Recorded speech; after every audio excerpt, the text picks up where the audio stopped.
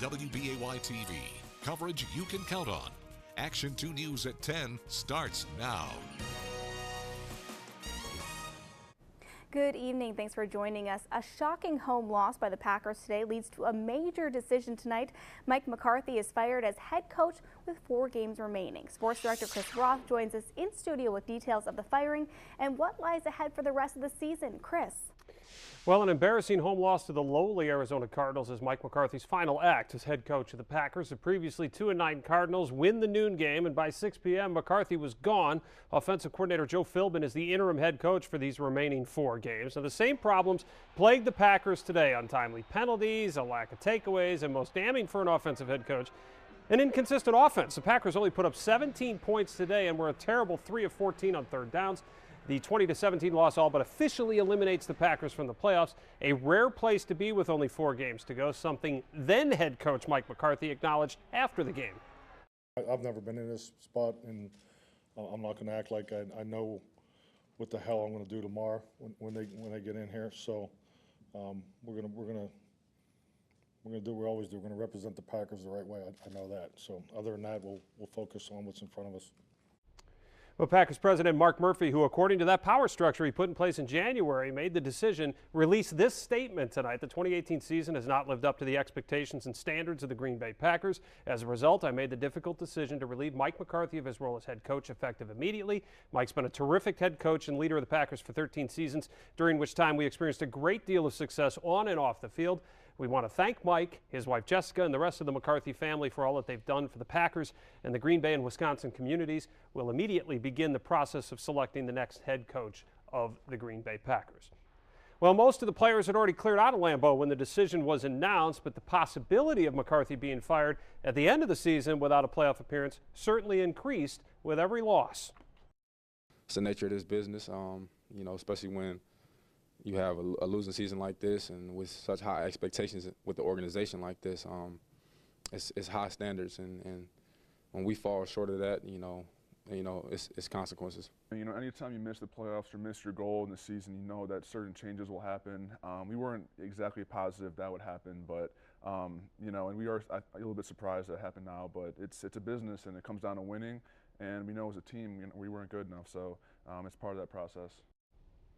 Well, much more of our discussion with Dean Lowry coming up on Cover 2. Obviously, a lot to talk about tonight. We'll have much more on this decision. Jason, Robin, Mark will be here for an all Mike McCarthy on the clock, and much more. Cover 2 coming up tonight at 10:35. Now, it is somewhat ironic that Joe Philbin replaces McCarthy. Philbin was brought back to be the offensive coordinator this past offseason, his second tour of duty in Green Bay, and McCarthy brought him back to help retool the offense. But that has not worked out the way anybody had hoped. The last of consistency in production, lack of it rather, consistency in production on offense this season is why McCarthy is gone. Philbin was 24-28 in his 3+ seasons as a head coach down in Miami with the Dolphins.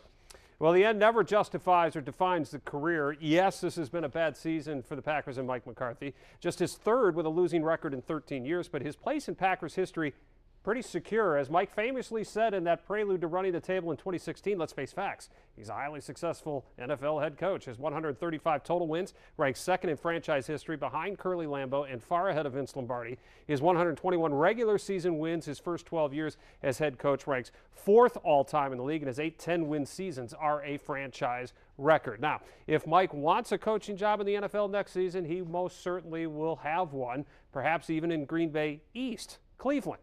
Friend and former Packers personnel man John Dorsey is going to be looking for a coach, as the Browns are already playing under an interim coach. And we'll have more on all of this coming up later in sports. Brittany? When the Packers play their next game a week from today at home against the Falcons, Joe Philbin will be calling the shots. After 12 3/4 seasons as head coach in Green Bay, Mike McCarthy's tenure came to a close following today's underwhelming loss to the 2-9 Cardinals at home. Dave Schrader leads off our Cover 2 coverage of the seismic shakeup.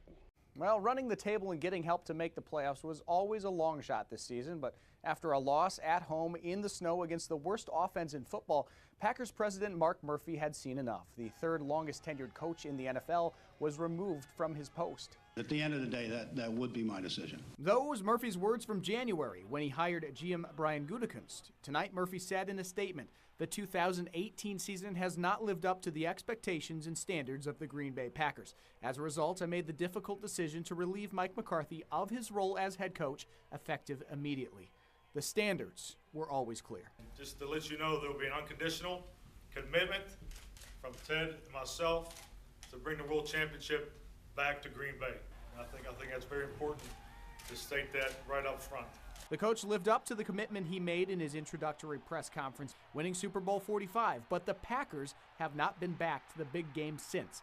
Offensive coordinator Joe Philbin will now take over in an interim role. You know, it's just unfortunate that it had to happen, especially knowing that our season isn't over. We have 4 more games left, and I mean, that's the nature of this business, you know, especially when you have a losing season like this and with such high expectations with the organization like this.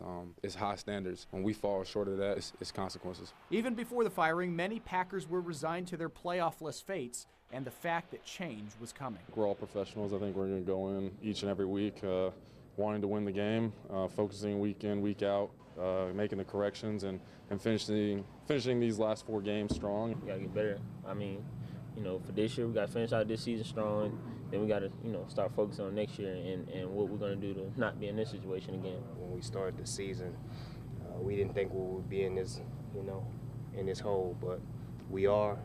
And all we can do is continue to play now. Second-year safety Josh Jones was shocked by the immediate move. I never thought that it was possible. I never thought that, you know, scenario never crossed my mind of him being fired. All of those guys in that locker room, since they've been here, have only known one coach. Losing is definitely not the Green Bay Packer way. It's definitely a winning culture here. It's been tough on everybody. At the outset of the season, McCarthy employed 2 former head coaches as his coordinators. The experience of Philbin, now the interim head coach, and Mike Pettin, the defensive coordinator, will be leaned on now over the final 4 games of the season in Green Bay. Chris? Please say hello to Jason Wilde, ESPN Wisconsin, Rob Demoski, ESPN.com, and Mark Daniels, WTAQ.com. Bringing him in early.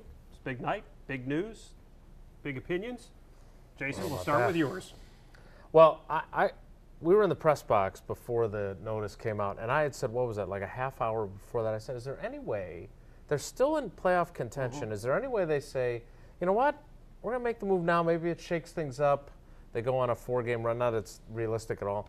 And I really thought, Rob, that it was an unrealistic thought. Yeah.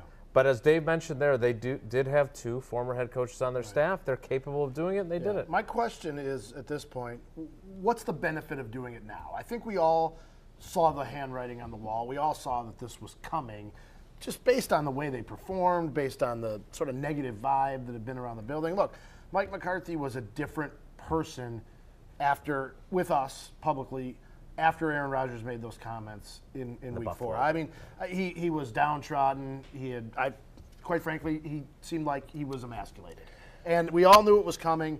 Mark, the question, I guess, is what's the benefit of doing it now? I never expected the decisiveness from Mark Murphy that he displayed tonight. Then again, it would have been a tortuous final month for McCarthy because we would be going over this and for the players for 4 weeks. The same questions and it would have just, the whole thing, it's already derailed, but it really would have jumped the tracks even more. I do feel badly for Mike, a Super Bowl winning 9-time playoff coach. With a month to go, I would have given him the month. Well, let's talk timing real quick here, Jason, because I think you can make the argument that Mark Murphy may have waited too long for Ted Thompson. Did he go too soon on Mike McCarthy? I don't think so. And in fact, I think you probably make the argument that this was a move that could have been made earlier than this year, frankly, given the relationship between the coach and the quarterback, et cetera. To me, the question is now, when you do this at this point in the year, Rob, is it because, I don't want to say it's a knee-jerk reaction, but we always talk about how this team doesn't have an owner. Right. This felt like something a wealthy owner does when he's really mad about losing a game to a really bad team. And I guess to my point about why do it now, what's the benefit, this is a guy who you know, was he doing the job this year? Probably not. No, he said I needed to coach better. But this is a guy who's going to be part of your future legacy. I mean, he's going to be in the team's Hall of Fame. Sure. Right. He's got a street named after him, which I realize has nothing number to do with, 2 all-time in wins. The team. you know, why not just let him go out with a little bit more dignity And than he went out with today? Are they really going to get a head start on a coaching search and join the Browns Only if in they're the getting early? a college guy. I suppose, and they're probably going to talk to him. But I'm really curious to see now how the silos are going to get together and find a replacement. Good luck. Will the silos be restructured No. now that you don't have to worry about inheriting a head coach as Brian Gutekunst Well, maybe. did with Mike McCarthy? We'll see.